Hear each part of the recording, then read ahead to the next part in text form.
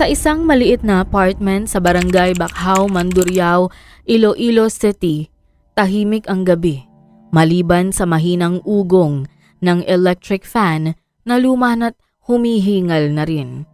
Doon nakatira sina Nancy, 30 anyos, at Gino Villarosa, 33 anyos, mag-asawang 7 taon nang nagsasama. Sa kabila ng tagal ng pagsasama, hindi pa rin nila matakasan ang mga problemang pinansyal. Isang linggo bago matapos ang buwan ng Setyembre 2017, nagpatong-patong ang bayarin, kuryente, tubig, upa at ang gastos para sa mga anak na naospital dahil sa dengue. Si Gino, isang jeepney driver sa rutang SM City hanggang City proper, ay halos hindi na makauwi sa paghabol ng pasada. Ngunit kahit anong kayod, kulang pa rin. Isang hapon habang naglalabas si Nancy sa labas, lumapit si Gino na tila may dalang balita. May nakita raw siyang pwedeng lapitan. Isang babaeng nagngangalang Hazel Romero. May maliit itong lending business at nagpapautang ng walang masyadong requirement, basta may ID at garantiyang mababayaran. Bagamat may alinlangan si Nancy, lalo na't hindi niya kilala si Hazel, pumayag na rin siya. Ganun kasi ang gutom, kayang lunukin ang pag-aalinlangan kapalit ng kaunting ginhawa. Isang linggo matapos yon, nakuha nila ang halagang 15,000 piso. Hindi yun kalakihan, pero sapat na para makahinga sila ng ilang linggo. Nang sumunod na araw, sinamahan ni Gino si Nancy sa pamilihan. Nang araw na yon, nakita ni Nancy na may bago itong cellphone. Nang tanungin kung saan galing ang pera, sinabi nitong bonus lang daw mula sa boundary ng jeep. Tiningnan lang siya ni Nancy. Wala na siyang sinabing iba. Sa dami ng iniisip niya, minabuti na lang niyang manahimik. Oktubre 2017, napansin ni Nancy ang unti-unting pagbabago kay Gino. Dati-rati, pag-uwi nito amoy araw. May bahid ng grasa sa damit at halatang hapo ang katawan sa maghapong pamamasada. Ngayon, mas madalas itong malinis, bagong gupit, mabango at laging may suot na bagong polo. Sa umpisa, natuwa si Nancy. Inakala niyang pag-aalaga ito sa sarili bilang pagsisika para sa pamilya. Pero habang tumatagal, iba na ang pakiramdam niya. Lagi na lang gabi kung umuwi si Gino. Kapag tinatanong kung saan galing, ang sagot lang ay overtime daw. Ipinapasada ang jeepney ng mga kasamahang may sakit para sa dagdag kita. Pero sa tuwing titingnan ni Nancy ang kanyang mga mata, para itong palaging may tinatago. Laging iwas ng tingin, laging abala sa cellphone. Hindi sanay si Nancy na makakita ng mga chat na itinatago. Isang gabi habang nagluluto siya ng hapunan, napansin niyang laging nakabukas ang data ng cellphone ni Gino. Pero wala itong Facebook activity. Hindi rin ito sanay mag-text noon, pero ngayon parang may kausap tuwing madaling araw.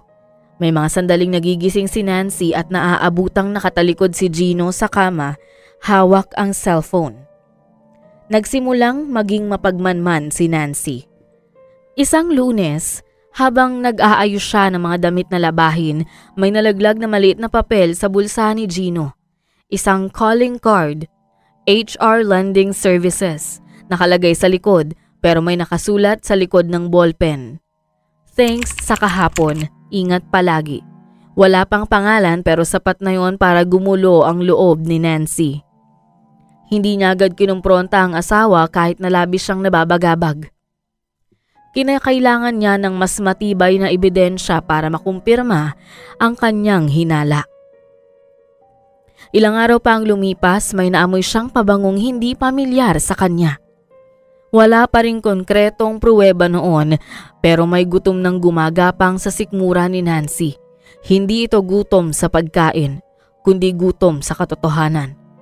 Sa kanyang isip, nagsimula niyang paghinalaan si Hazel Romero na siyang pangalang pumasok sa isip niya pagkabasa sa initial na HR sa calling card na nakita nito sa bulsa ng asawa. Sa pagkakataong ito ay lalo pang nag-iiba ang kilos ni Gino. Nagsimula ang lahat sa isang simpleng pagkakamali. Umagang-umaga, habang nag-aayos si Nancy ng mga labahin, naiwan ni Gino ang kanyang pantalon na ginagamit sa pamamasada. Sa bulsa nito may nadukot siyang resibo. Isang maliit na papel mula sa isang motel sa La Paz. May petsang October 18, 2017. Alas 2 ng hapon, check-in, alas 5, check-out. Wala raw siyang biyahe nung araw na yon, sabi ng kapwa driver ni Gino na si Mang Erning, nang minsang nakasalubong niya ito. Sa unang pagkakataon, hindi na nakapagpigil si Nancy. Kinausap niya si Maribeth, ang kapitbahay nilang matagal nang nangungutang kay Hazel bago pa man nila ito makilala. May nagsasabi raw sa palengke nakilala si Hazel hindi lang sa pagiging mabulaklak magsalita, kundi sa pagkahumaling sa ilang kalalakihang may mga asawa na. Dito na nabahala si Nancy. Makalipas ang ilang araw, tinulungan siya ni Maribeth. Nagkunwari silang uutang at nagtungo sa maliit na opisina ni Hazel. Simple lang ang lugar, may maliit na mesa, electric fan at mga picture frame sa pader. Hinarap sila ni Hazel at sa unang tingin, hindi siya mukhang mapanganib. Pero sa mga mata ni Nancy, hindi inosente ang babae. May kakaiba itong kumpiyansang taglay na tila wala siyang pakialam sa nararamdaman ng ibang tao maging sa kanyang negosyo. Ay parang dala-dala niya dahil ayon din sa mga bulong-bulungan ay wala itong patawad sa mga kliyenteng hindi agad nakakabayad ng utang. Noong gabi ring yun, sa muling paghahalungkat sa cellphone ni Gino habang ito'y natutulog, may nakita siyang mensahe mula sa numerong walang pangalan. Kumusta? Miss kita. Sana madaanan mo ako bukas. Sa dulo ng mensahe may emoji na pusong pula. Dito na kumpirma ni Nancy ang lahat. Ang asawa niya ay nagtataksil at isa lang ang tanging paraan upang matukoy niya kung kanino. Nagpasya siyang manahimik muna at ilabas ang galit kapag aktwal na niyang nahuli ang asawa para wala itong lusot o takas. Lumalim ang gabi pero hindi na natulog si Nancy. Sa loob ng maliit nilang kwarto habang nakatalikod si Gino at payapang humihilik, tahimik lang rin siyang nakatingin sa kanya. Alam na niya, hindi lang pera ang inutang ng kanyang asawa, pati dangal niya, isinangla niya rin. Kinaumagahan, nagsimula ang araw na pangkaraniwan. Isang Sabado noong Oktubre 2017. Maaga pa lang, umalis na si Gino dala ang jeep. Ang sabi may biyahe raw siya papuntang Oton, may mga pasaherong nagpareserba. Hindi na nagtaka si Nancy. Sa mga nakaraang linggo, sanay na siya sa ganitong biglaang paglabas ng asawa pero ngayon may ideya na siya kung bakit. Kasama si Maribeth, sinundan nila si Gino. Nakaangkas sila sa motor ng pamangkin ni Maribeth habang sumusunod sa jeep. Bandang alas 10 ng umaga huminto si Gino sa harap ng isang motel sa Mandurriao, hindi kalayuan sa isang tahimik na subdivision. Ilang minuto lang ang lumipas, dumating si Hazel. Nakapustura at sumakay sa jeep na pinapasada ng asawa. Habang minamanmanan huminto sila sa harap ng isang motel at mabilis na pumasok ng hindi na lumilingon. Sa panahong yon, tuluyang naputol ang PC ni Nancy. Hindi siya kumilos agad, naghintay sila ng 10 minuto. Walang imik, walang galaw, nakaupo lang siya sa kalsada. Para bang inuubos na ang sakit, ang lahat ng luha. Nang sa wakas ay handa na siya, pinasok niya ang hotel kasama ang kapitbahay na si Maribeth.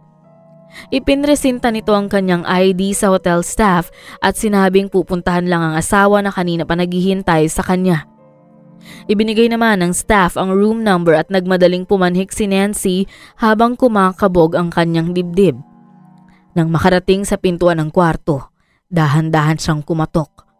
Pigil sa pagsigaw pero halatang nagpupuyos ito sa galit. Samantala, saglit na natigilan si Hazel at Gino sa kanilang ginagawa at binuksan ng lalaki ang pintuan sa pag-aakalang room service ito.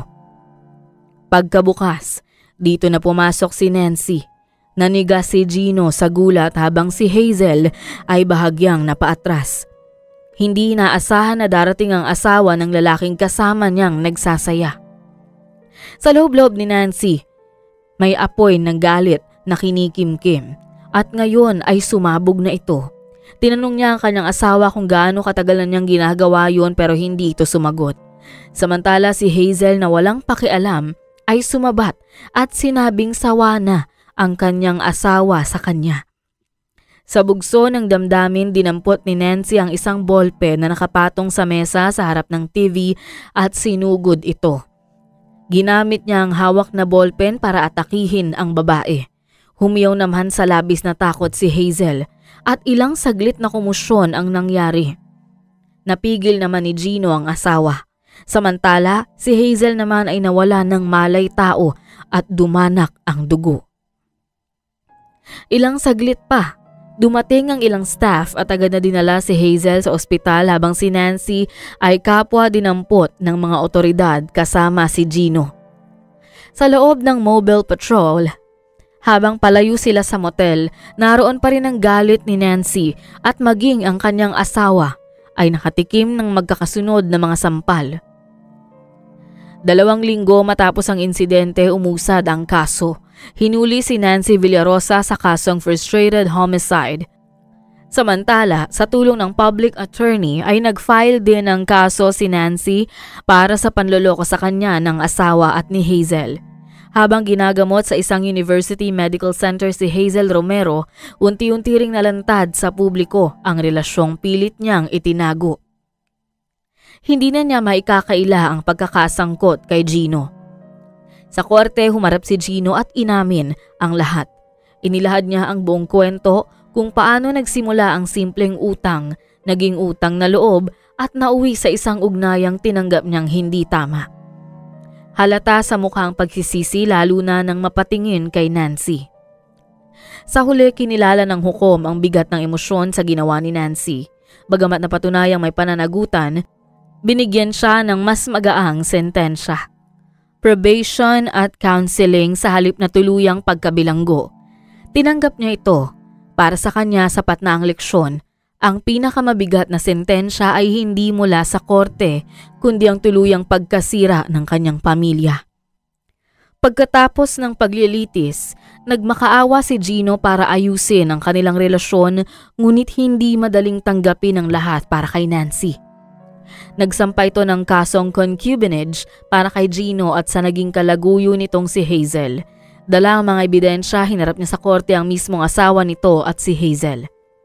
Sa huli, nagdesisyon ng husgado na patawan ng parusang 6 na buwan hanggang 1 taong pagkakakulong si Gino. Samantala, pinatawa naman ng banishment si Hazel na nangangahulugang hindi na ito maaaring makalapit kay Nancy sa anumang panahon o pagkakataon.